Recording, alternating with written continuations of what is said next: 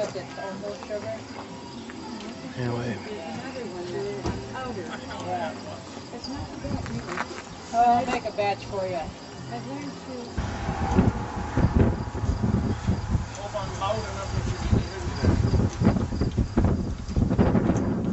Basically what we're doing over here is a system. And there's no magic to it or no rocket science really. What I want to share is personal experience. And what happens is you read something, you follow that, and you find maybe it doesn't work.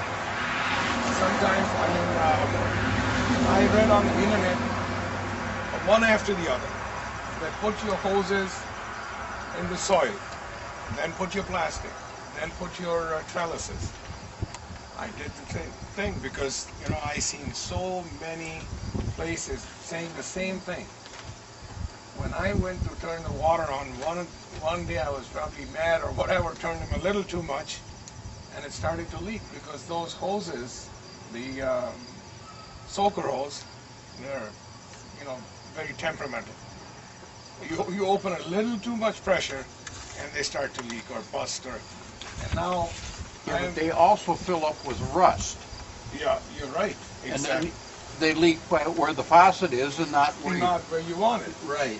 And so what happened is I turned it a little too much, and it started to leak, and the dirt was all, soil. Dirt is kind of got to be politically correct here. And now how do I repair that? It's almost impossible because it's way in the soil and, underneath everything. And so what I found is that, these people who have been writing about this, they probably saw one guy write that and the other guy and kept going from there. But the practical thing is, you have to have it on top. And this was the first bed I had my hoses under the soil, and then I had to put on top. And then later on, I put them on the top because now, if anything goes wrong, I know where to fix it. So that's just part of the whole thing. Again, if you have the space, anything over 90 feet is a real money saver, if you will, because all your plastics, all your towers, they all come in 100 feet. So if you're going to build something 70 feet and you have the space for 90, 95, you might as well, make use of the 100 feet plastic. The trellises we made are from, what is that, concrete? No, no, it's a concrete slabs when you put that in, you put a reinforcement. Reinforcement wire. Yeah, that's what it is. It comes in, 75 and 100 and 150 rolls. That's probably the cheapest. The one thing we've done is, you notice, so we got them in like a semicircle. And then this is one circle, that's another circle over there. So what it really does is when you have this, you got to pick something, all you have to do is step inside. So this is the only space which is getting compacted. The rest of the soil is not compacted. You can reach there, and then from that side, and so on and so forth.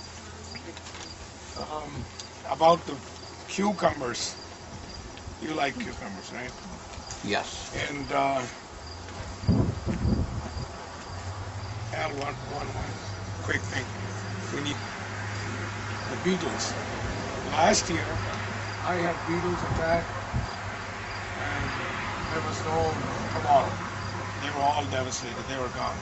And we can talk about beetles as to what happens and how do you know if it's the beetle, or it's something else.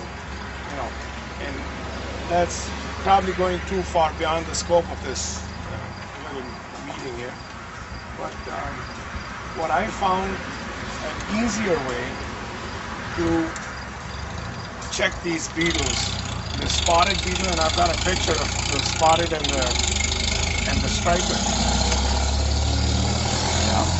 The best way is to prevent them from really attacking your plants. And the way you can do it is you can have it in a hoop house. It doesn't have to be 100 feet long. It can be just 10 feet. And the only thing is that you have to buy a seed which will pollinate itself, a self-pollinating, because you want to keep the bees outside. And if the bees come, those cucumbers you'll have, they'll have seed in it. So let me backtrack a little bit. You have a hoop house or something where you can put a mosquito net and keep the bees out. And don't worry about the bees that they won't get in there and you won't have pollination. These kinds, those are called the hothouse cucumbers. They are self-pollinating, so you wouldn't have problem. And that way you can keep the bees away. The bees and the beetles.